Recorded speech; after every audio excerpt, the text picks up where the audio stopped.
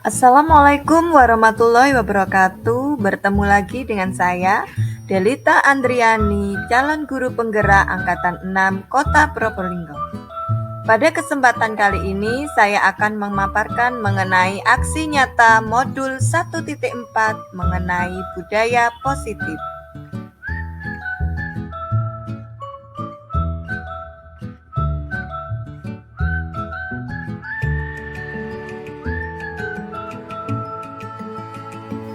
Pada aksi nyata kali ini, saya melakukan dua kegiatan, yaitu yang pertama, pembuatan keyakinan kelas.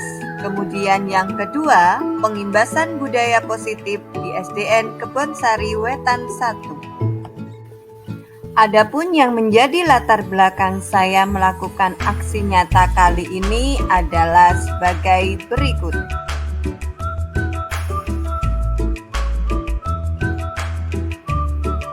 Yang menjadi tujuan dan tolak ukur pada aksi nyata saya kali ini adalah sebagai berikut.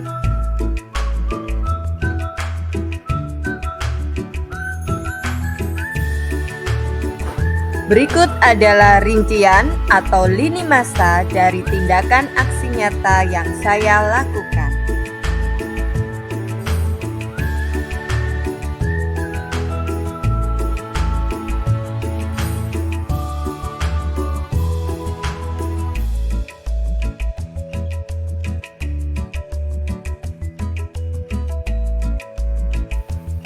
Untuk lebih jelasnya, mari kita saksikan tahapan demi tahapan dari kegiatan pertama yang saya lakukan, yaitu membuat keyakinan kelas.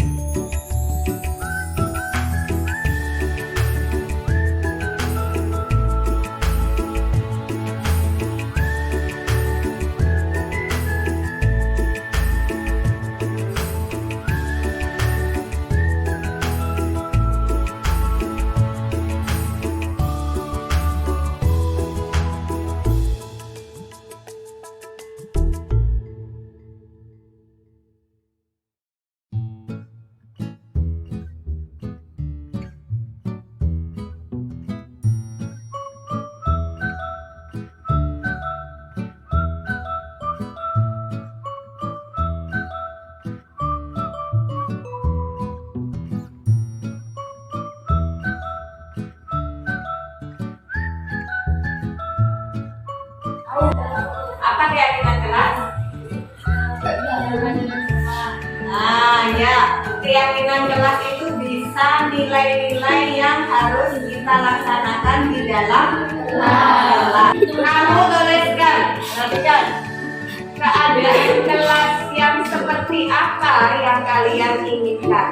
Misalnya, kelas yang aman, kelas yang bersih.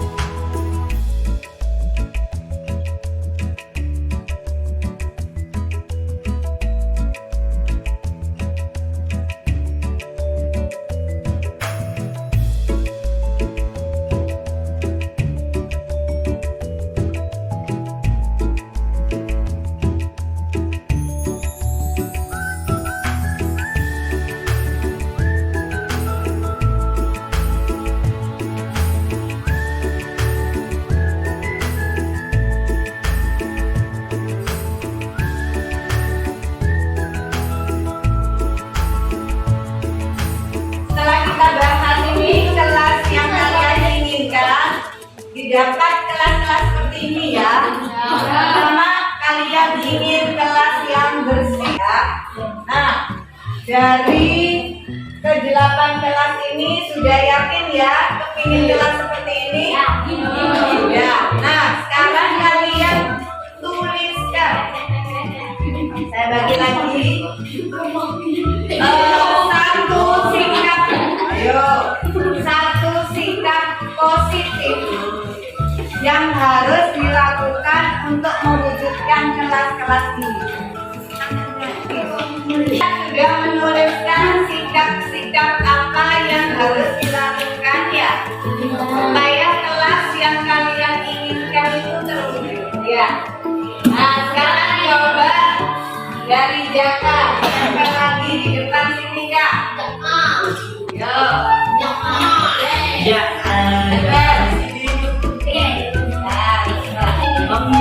Buat ayo.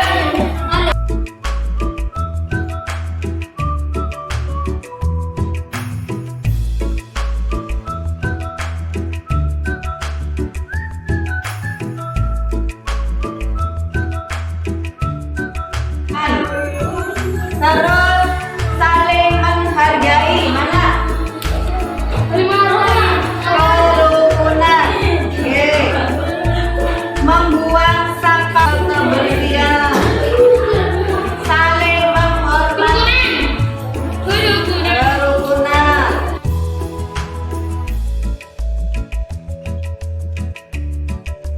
Kita dapat 4 keyakinan kelas. Setelah banyak-banyak ya, kita rangkum menjadi 4. Yang pertama, menjaga kerukunan.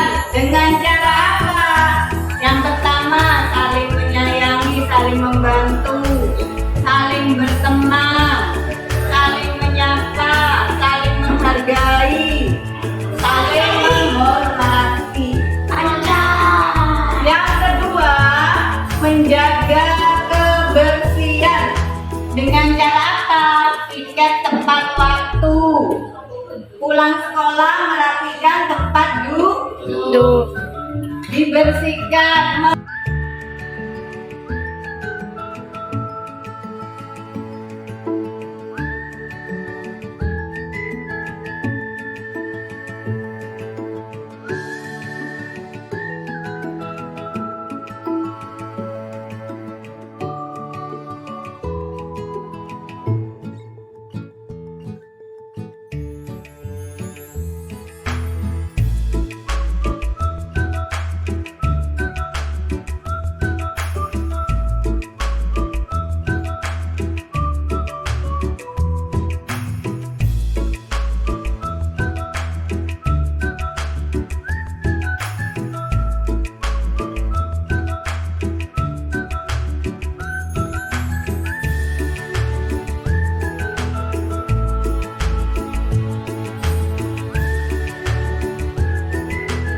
Berikut saya sampaikan cuplikan video dari kegiatan kedua saya, yaitu pada saat melakukan kegiatan pengimbasan mengenai budaya positif di SDN Kebonsari Wetan 1. Warahmatullahi wabarakatuh. Saya ucapkan terima kasih kepada Bapak Ibu Guru SDN Kebonsari Wetan 1 karena alhamdulillah sudah mau duduk di sini bersama untuk saya melakukan pengimbasan mengenai apa yang saya pelajari pada program Guru Penggerak kali ini. Di mana program yang akan saya berikan adalah mengenai budaya positif. Apakah budaya positif? Bapak Ibu mungkin ada yang tahu apa itu budaya positif? Betul. Budaya yang baik atau pembiasaan-pembiasaan yang dilakukan di sekolah yang bersifat positif, atau bisa dikatakan budaya positif adalah nilai-nilai, keyakinan atau kebiasaan di sekolah yang berpihak pada murid agar terwujud karakter profil pelajar Pancasila. Profil pelajar Pancasila inilah yang menurut pemerintah Indonesia adalah karakter karakter ideal untuk anak didik kita saat ini, di mana didukung dengan adanya kurikulum Merdeka Belajar. Adanya perubahan paradigma belajar, kemudian yang kedua disiplin positif, yang ketiga motivasi perilaku manusia, yang keempat kebutuhan dasar manusia, kelima keyakinan kelas, keenam posisi kontrol guru, dan yang terakhir segitiga restitusi. Nah, ketujuh konsep inti inilah yang mendukung budaya positif dan akan saya bagikan bagaimana intinya yang saya dapatkan dari program Guru Penggerak. Baik, yang pertama, perubahan paradigma belajar yang dirancang namanya pembelajaran berdiferensiasi, sehingga setiap siswa belajar sesuai dengan kebutuhan dari tahap perkembangannya. Jadi bisa dikatakan pembelajaran berdiferensiasi ini pembelajaran sesuai dengan kebutuhan belajar siswa, di mana ada 3 hal kebutuhan belajar ini. Yang pertama, kesiapan belajar.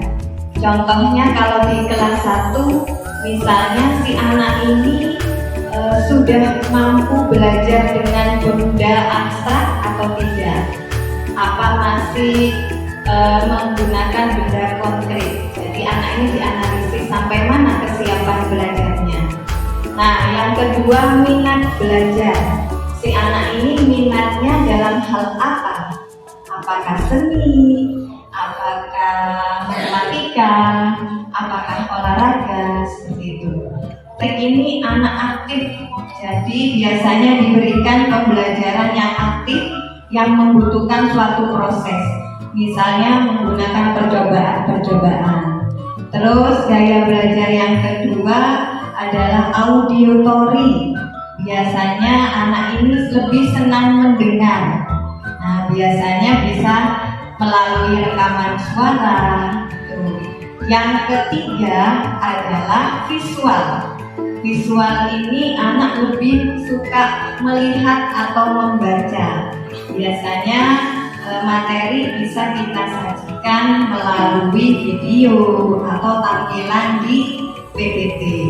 Nah, dari kebutuhan belajar itu diakses, nanti kita akan membuat suatu proses pembelajaran di mana medianya juga disesuaikan dengan kebutuhan mereka, dan juga kita memberikan kebebasan untuk penugasan. Disiplin positif, ini konsep inti kedua, disiplin positif. Jika kita mendengarkan kata disiplin, ini pasti sesuai dengan peraturan ya Bapak Ibu.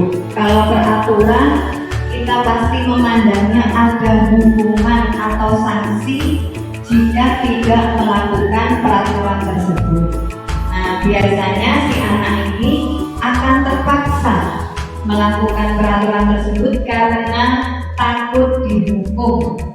Nah, ini yang dinamakan motivasi eksternal, bukan dari dalam diri mereka sendiri. Dan disiplin positif.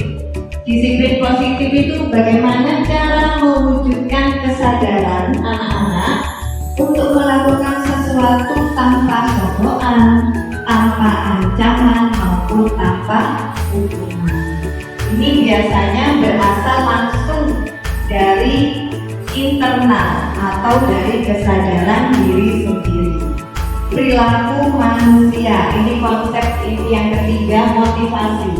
Motivasi itu dorongan yang timbul dari diri seseorang secara sadar maupun tidak sadar untuk melakukan suatu tindakan dengan tujuan tertentu. Nah, konsep disiplin ini dapat dikategorikan gagal ya, itu jika ada hukuman dan penghargaan. Nah, ternyata Bapak Ibu, setelah saya belajar di Guru Penggerak ini, hukuman dan penghargaan ini membawa efek buruk untuk jangka panjangnya. Karena hukuman itu seperti ini bisa menyakitkan anak, terus tidak nyaman, memaksa, terus murid bisa menjadi takut, malah tidak jujur karena takut dihukum, akhirnya bohong. Kemudian murid menjadi rendah diri karena setelah dihukum malu, akhirnya rendah diri. Begitu juga dengan penghargaan ya Bapak Ibu. Untuk efek jangka panjangnya ternyata tidak baik karena tidak efektif. Karena siswa itu ingin melakukan sesuatu hanya karena ada hadiahnya saja. Yang kedua, bisa merusak hubungan atau menimbulkan permusuhan antar teman ya. Yang ketiga, mematikan kreativitas. Yang keempat, menghukum dengan sistem ranking. Nah, makanya untuk saat ini per kelas pembelajaran itu untuk rapatnya tidak ada ranking lagi ya Bapak Ibu, karena itu ternyata menimbulkan efek kepada anak didik kita. Jadi mereka yang tidak pernah ranking itu bisa rendah diri. Oh pasti yang jadi ranking itu saja, yang jadi nomor 1 itu saja, wes kalau nggak belajar juga wes. Nah, disiplin dikatakan sukses itu ternyata ada dua, dikarenakan adanya konsekuensi dan restitusi. Konsekuensi ini mempertanggungjawabkan segala perbuatan yang dilakukan. Jadi misalnya anak itu melakukan suatu pelanggaran, anak itu disuruh bertanggung jawab atas apa yang dia lakukan. Dan restitusi ini proses kolaborasi antara guru dan murid untuk mencari solusi dari permasalahan secara bersama. Jadi misalnya anak itu melakukan pelanggaran, di sini kita tidak langsung misalnya memberikan hukuman atau konsekuensi. Di sini kita bahas, kita bicarakan apa pokok permasalahan mereka, kenapa pelanggaran tersebut diulang-ulang. Nah, di sini kita cari solusi bersama. Nah, ini ada perbedaan hukuman dan konsekuensi ya Bapak Ibu. Biasanya hukuman bersifat sembarangan dan bahkan tidak berkaitan dengan tindakan yang dilakukan. Terus yang kedua, tujuannya ada efek jerah. Hanya jerah saja Bapak Ibu, kapok, tapi nanti diulangi lagi ya. Yang ketiga, anak akan belajar untuk menyembunyikan kesalahan.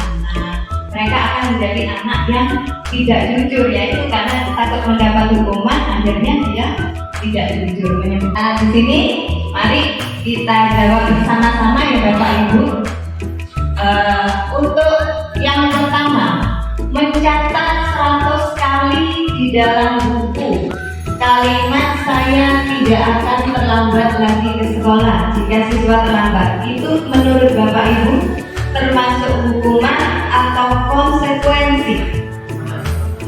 Hukuman. Bapak Dewi? Ya benar, karena tidak nyambung ya Bapak Ibu, terlambat malah disuruh murid. Yang kedua, lari mengelilingi lapangan karena terlambat hadir di sekolah pada saat pembelajaran PJOK di lapangan basket. Konsekuensi atau hukuman? Betul, konsekuensi. Kenapa konsekuensi? Nah ya, di sini lari mengelilingi lapangan bukan hukuman ya Bapak Ibu, karena dia terlambat datang, jadi dia tidak sempat melakukan pemanasan. Makanya sama Bapak gurunya lari dulu keliling lapangan supaya sebagai ganti pemanasan. Oke, selanjutnya kebutuhan dasar manusia. Ternyata Bapak Ibu, anak-anak melakukan pelanggaran tersebut, ada satu kebutuhan dasar mereka tidak terpenuhi. Nah, ini kebutuhan dasar manusia ini, yang pertama bertahan hidup. Bertahan hidup itu ada sandang, pangan, dan papan ya. Terus yang kedua, kasih sayang dan rasa diterima. Nah, diterima oleh temannya, diajak berteman oleh temannya, terus diajak berbagi, diajak kerja kelompok. Kemudian yang ketiga, penguasaan. Nah, diakui diketahui berprestasi atau menjadi pemimpin, ini biasanya si anak ini kepingin menonjol kesenangan. Nah, misalnya saya senang mendengarkan musik, Bu. Bisa pada saat pembelajaran anak-anak mengerjakan apa? Didengarkan musik. Ya, terus saya senang melihat video, Bu. Pada saat pembelajaran kita beri mereka media video pembelajaran. Baik. Nah, ini yang selanjutnya adalah keyakinan kelas. Keyakinan kelas ini adalah nilai-nilai positif yang diyakini di dalam kelas yang akan membawa perubahan. Nah, mengapa kok tidak peraturan saja? Mengapa harus keyakinan kelas? Nah, ini ada perandaian Bapak Ibu. Bapak Ibu menggunakan helm itu alasannya apa? Nah, peraturan dan keamanan ya. Tapi kalau Bapak Ibu hanya memandang peraturan, mungkin Bapak Ibu kalau lewat di jalan-jalan sempit, jalan-jalan kecil tidak memakai helm karena nggak mungkin ada polisi. Tapi kalau sudah keyakinan seperti Pak Mudib itu untuk keamanan, Bu, takut terjadi sesuatu, walau kemana dekat rumah tetap pakai helm karena dia sudah yakin ini aman untuk saya, ini untuk kebaikan saya. Jadi, apa bedanya keyakinan kelas dan peraturan? Nah, ini biasanya ciri-ciri keyakinan kelas ini bersifat abstrak, jadi tidak secara rinci Bapak Ibu. Kemudian yang kedua, berisi pernyataan universal dalam bentuk kalimat positif. Tidak boleh ada kata jangan atau tidak, bentuknya biasanya dalam kalimat positif. Terus yang ketiga, berisi sedikit pernyataan sehingga mudah dipahami dan diingat oleh semua warga kelas. Nah, keyakinan kelas ini sedikit saja Bapak Ibu, tapi sifatnya universal atau artinya banyak. Nah, baik, di sini ada dua, ini sama-sama kesepakatan kelas. Menurut Bapak Ibu, yang mana yang keyakinan kelas? Kalau yang sebelah sana, kami guru dan murid yang saling menyayangi, kami murid yang semangat belajar, kami murid yang peduli dengan teman-teman. Nah, menurut Bapak Ibu, yang hijau apa yang putih? Keyakinan kelas. Nah, yang hijau itu bukan ya Bapak Ibu, karena rinci ya. Nah, baru yang putih itu yang namanya keyakinan kelas. Nah, ini kebetulan, nah ini geng kelas 6. Ini di kelas 6 sudah melaksanakan di mana keyakinan kelas ini awal mulanya anak-anak saya tanya kelas seperti apa yang diinginkan. Setelah itu saya tanyakan kembali, apa yang kamu lakukan untuk menciptakan kelas tersebut? Akhirnya saya rangkum menjadi 4. Nah, ternyata guru ini Bapak Ibu juga mempunyai posisi kontrol. Saya baru tahu di guru penggerak ini. Jadi ada tipe-tipe guru sendiri. Yang pertama ada guru sebagai penghukum. Yang kedua, guru sebagai pembuat orang merasa bersalah. Yang ketiga, guru sebagai pemantau. Nah, ini pemantau. Yang keempat, guru sebagai teman. Nah, yang kelima, guru sebagai manajer. Nah, ternyata yang ideal ini guru sebagai manajer ya. Di sini sudah ada ciri-cirinya ya. Kalau guru sebagai penghukum itu biasanya suka menghardik, marah-marah, menunjuk-nunjuk ya, menyindir. Efeknya pada murid itu biasanya murid itu akan memberontak, terus menyalahkan orang lain. Ini bu bukan saya bu. Terus berbohong. Nah, terus dampak pada murid, kadang murid akan mengulangi kesalahan. Kalau guru sebagai pembuat orang merasa bersalah itu biasanya suka ceramah gurunya. Nah, biasanya kamu seharusnya jangan begitu. Nah, ibu kecewa sama kamu. Berapa kali kamu seperti itu? Masa sih kamu tidak mau berubah? Nah, yang ketiga, guru sebagai teman. Nah, di sini ada keakraban ya Bapak Ibu. Nah, tapi biasanya di sini si murid akan ketergantungan dengan gurunya. Kemudian yang keempat, memantau. Nah, ini biasanya menghitung dan mengukur. Di sini sifatnya kaku, yaitu melihat peraturan. Selanjutnya, guru sebagai manajer. Nah, manajer ini biasanya menanyakan terlebih dahulu, kenapa kamu melakukan pelanggaran, apa alasannya. Segitiga restitusi. Nah, ini Bapak Ibu yang saya pelajari ya, dan saya praktekkan kemarin. Segitiga restitusi. Yang pertama, menstabilkan identitas. Kemudian yang kedua, memvalidasi tindakan salah. Yang ketiga, menanyakan keyakinan. Nah, menstabilkan identitas itu membuat anak merasa gagal karena berbuat salah menjadi positif. Jadi kalau anak salah itu jangan langsung dimarahin, diangkat dulu. Iya, guru juga pernah berbuat salah seperti itu. Nah, baru validasi kebutuhan atau tindakan salah itu kebutuhan apa yang mereka kurang dapatkan dari 5 kebutuhan dasar tadi. Nah, di sini menanyakan keyakinan. Nah, dari sini kita tanyakan keyakinan. Menurutmu perbuatanmu itu benar apa tidak? Nah, kalau misalnya si anak sudah terpancing, tidak Pak, tidak benar. Sekarang bagaimana cara kamu memperbaiki kesalahan kamu? Seperti itu. Dari sini kita nanti bantu mencari solusi dari permasalahan mereka. Oke, di sini ada video. Bagaimana caranya ini artinya? Baik, Ini sering terlambat ya. Artinya tahu tidak apa itu ambil? Tahu. Kenapa? Tahu ya? Terus sekarang coba Sabina ceritakan apa Sabina.